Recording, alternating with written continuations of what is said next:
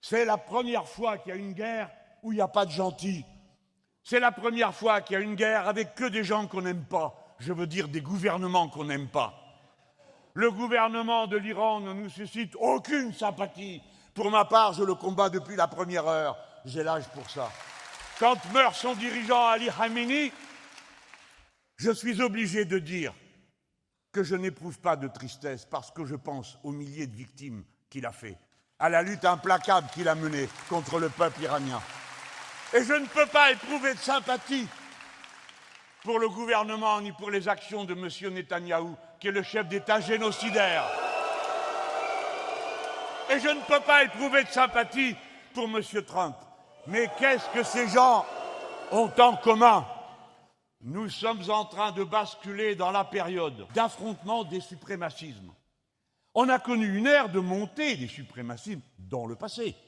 Par exemple, le nazisme est en suprématie. Il proclame qu'une race est supérieure aux autres. Mais maintenant, nous les voyons non seulement monter, mais s'affronter entre eux. Et c'est ce qui se passe.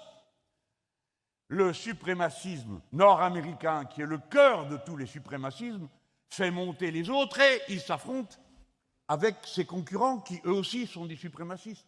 Et que se passe-t-il dans le gouvernement de M. Netanyahou, où siègent des partis qui se disent suprémacisme? Alors là, pour le coup, je ne l'invente pas. C'est un suprémacisme ethnique qui, au nom de sa supériorité, proclamée par les textes les plus vénérables, décide d'exterminer tous ceux qui ne sont pas de leur avis et qui ne sont pas de leur ethnie.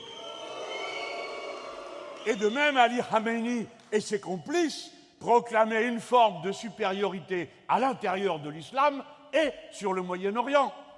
Le suprémacisme est le mal de notre époque, il s'agit de vaincre. Nous voulons le cessez-le-feu immédiat. Maintenant que vous avez tué les principaux dirigeants de la révolution de ce pays iranien, nous voulons le cessez-le-feu. Car, voyez-vous, les guerres préventives, ça n'existe pas, vous le savez. Mais les guerres propres non plus. Et quand aux premières bombes, il y a déjà 100 morts de tués dans une école, alors on dit assez, stop, arrêtez, stop.